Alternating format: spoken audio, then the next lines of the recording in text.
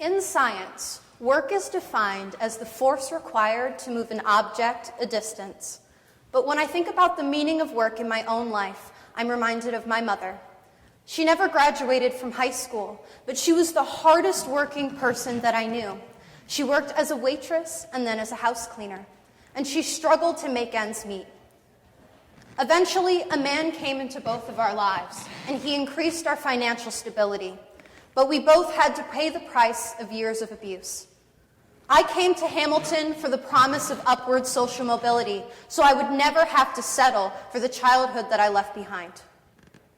But if the object being moved is my class status, the distance seems too far and the force required exponential. Economist Adam Smith explains that as the U.S. economy industrialized, there became a distribution of labor. This means that instead of a worker creating one product from start to finish, they were only responsible for one facet of that process. This made each individual worker far more replaceable, therefore justifying lowering their wages. Feminist scholar Gail Rubin explains that the aim of capitalism is to pay workers less than the value of the products that they create. This creates what Karl Marx defines as a surplus value, which goes directly into the capitalist pocket. But in U.S. society, we justify this income stratification by explaining that higher credentials warrant higher wages. What we fail to acknowledge is that this is a game rigged for there to be far more losers than there are winners. This is why in the U.S. the 1% exists who holds the majority of America's wealth, while the majority of Americans struggle to survive. And not only do many Americans face the material disadvantages of poverty, but they also face stigmatization. Class scholar Gregory Montsios explains that the poor are generally depicted through the eyes of the middle class as lazy, incompetent, or down on their luck. But this class consciousness also pervades government policy. Academics Catherine Eden and Hugh Lou Schaefer explain that 1.5 million American households have virtually no cash income, and that this number has doubled since 1996 when welfare reform was passed, because they explain that the goal of welfare reform wasn't to reduce poverty, it was to reduce the dependence of the poor on government assistance. We see these ideologies in the actions of capitalists today.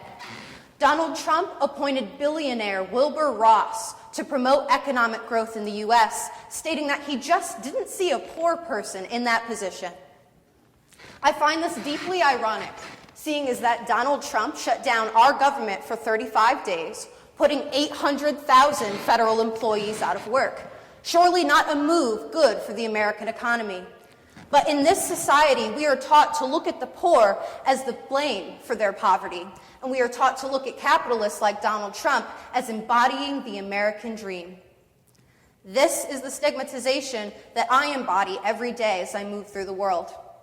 I am a financially independent student for whom the campus is her only permanent residence. This past summer, I did yard work in Clinton for $10 an hour.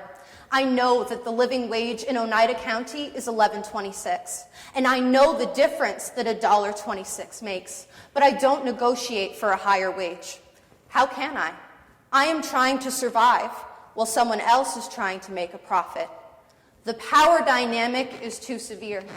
So I know that I need that Hamilton diploma so that I can find a better future for myself. But this campus culture has not been supportive in fostering my vision of that future. Hamilton students still litter this campus with beer cans after class and charter day. They still leave messes in the dining halls for the staff to clean. And I am constantly recovering backpacks and notepads and clothes in perfect condition straight out of the garbage, because Hamilton students have the entitlement to think that they can throw away things that someone else desperately needs. And I know that my needs are exposed daily when I ask C's for funds for dental care because Hamilton's insurance doesn't cover it for some reason, when I have to petition for a reduced meal plan and am told that financial reasons aren't sufficient. For this competition, where, yeah, I need the money, but I'm told that I need to work hard, that I need to pull myself up by the bootstraps, even if that means I have to do work no middle-class student on this campus will ever have to do in their entire life. Higher education should be accessible and affordable to anyone who wants it, not just the honor students or the varsity athletes. But at Hamilton, the poor are forced to compete with each other and with the wealthy for the resources they desperately need to provide a better future for their families. Instead, we have opportunity programs that praise the exceptionalism of individual students instead of criticizing the systems that keep their families in poverty. We have institutions like Hamilton that would rather praise a model minority for success under oppression than to take credit for the ways that it perpetuates that oppressive system in the first place.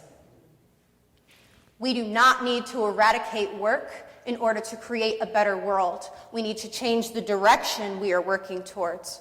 We need to stop putting the burden of work on the poor to overcome poverty and start holding the wealthy accountable for this exploitative system. I know that my life will be changed by having a Hamilton diploma, but it does not make 4 years of exhaustion, abuse, patronization, and silencing acceptable.